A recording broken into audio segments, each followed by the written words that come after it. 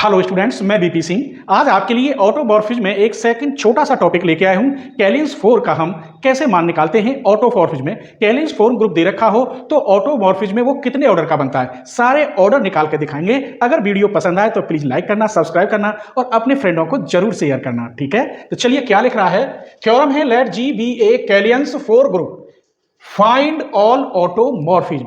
तो जब 4 ग्रुप दे रखे हैं तो जी में एलिमेंट 4 होंगे, एक जिनमें आइडेंटिटी जरूर होगा। तो चलिए जी के एलिमेंट जो होते हैं वो क्या होते हैं, सॉल्यूशन करते हैं। चलिए, तो जी के इस एलिमेंट होंगे, एक तो आइडेंटिटी होगा, एक ए मान लीजिए, एक बी, एक इन दोनों की मल्टीप्लाई ये होंगे।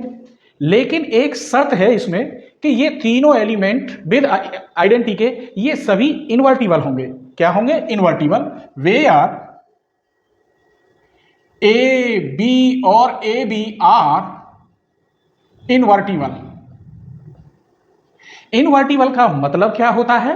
अपने आप में इनवर्स होगा। जैसे ए का इनवर्स ए इनवर्स होगा, बी का इनवर्स बी इनवर्स होगा, ए बी का इनवर्स ए बी का इनवर्स होगा।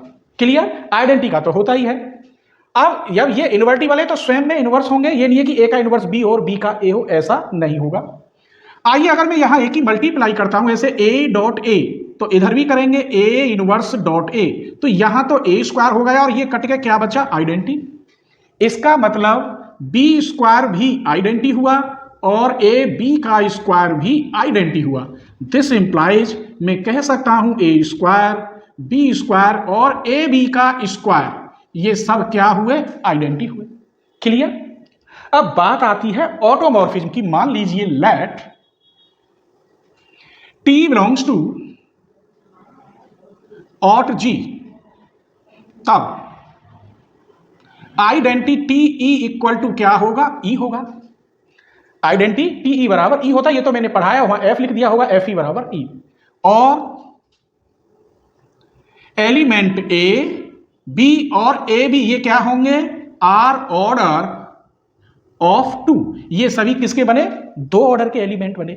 ई तो आपने अलग ले लिया, ये रहा आइडेंटिटी, तो एलिमेंट कितने बचे? तब एलिमेंट बचे 1 नहीं, ए बी और ए बी। आइए इन्हें ऐसे नहीं डिनोटेड में कर रहा हूं, इसको मैं नंबर 1 दे रहा हूं, इसको 2 और इसको 3।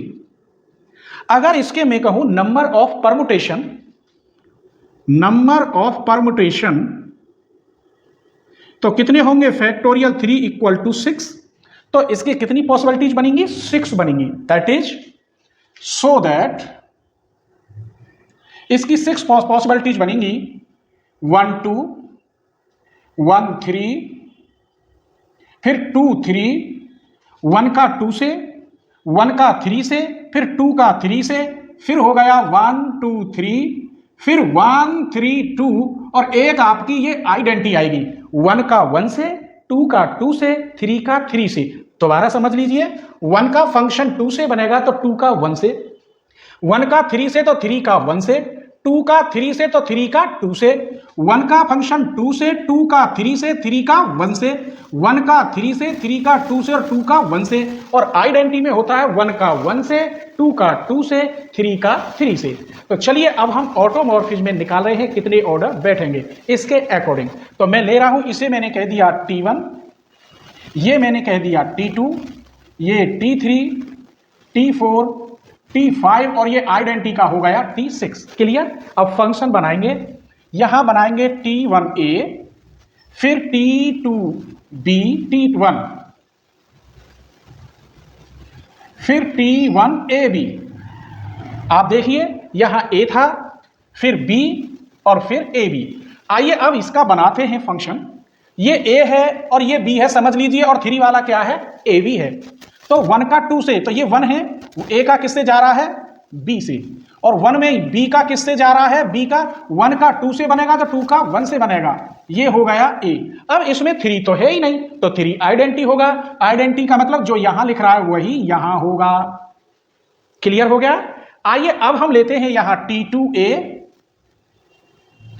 T2B और T2AB।